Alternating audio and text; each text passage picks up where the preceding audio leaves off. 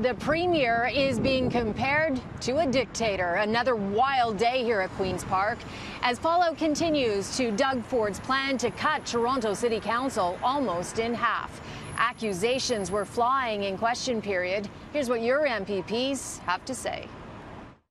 The Premier's decision to behave in this way instead of acting like a leader is the most revealing thing that he has done yet. Leader of the opposition, you won't ever have to worry about acting like a leader. You won't ever have to worry about that. Where exactly in his plan for the people he said he would specifically cut Toronto City Council in half in the middle of our election. When I was down at City Council, I put it to a vote. I spoke 100 times about reducing the size and cost of government. The Premier is acting like a dictator. It's very regrettable, some of the words that are being used in this legislation today. Very regrettable. Now, the Ford government insists this will make Toronto City Council more efficient and save money. And over the years, it's had a lot of criticisms that it is inefficient and just flounders with so many councillors. But remember, the municipal election is just 3 months away, and Toronto City Council is the only council in Ontario that is going to be downsized. And many are wondering if it can be done in time. Legislation, though, was introduced today to make it happen, so the Ford government is clearly moving ahead with it. Here's what Municipal Affairs Minister Steve Clark had to say. He's confident it can be done.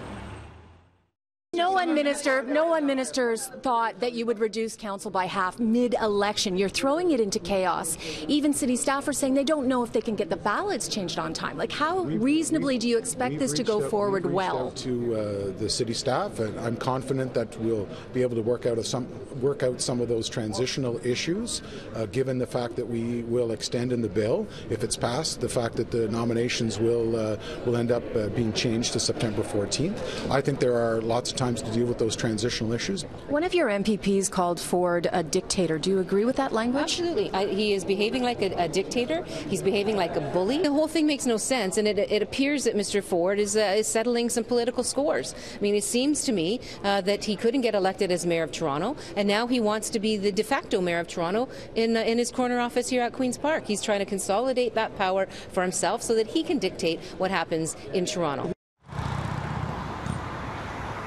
Now, it's interesting, NDP leader Andrea Horwath said that Toronto Council is long known for being sharply divided between right and left-leaning councillors. And today, some right-leaning councillors came here to Queen's Park to support downsizing council. But one in particular acknowledged it could mean that Toronto Council loses about 12 left-leaning councillors as a result of this move. Of course, he's in favor of that.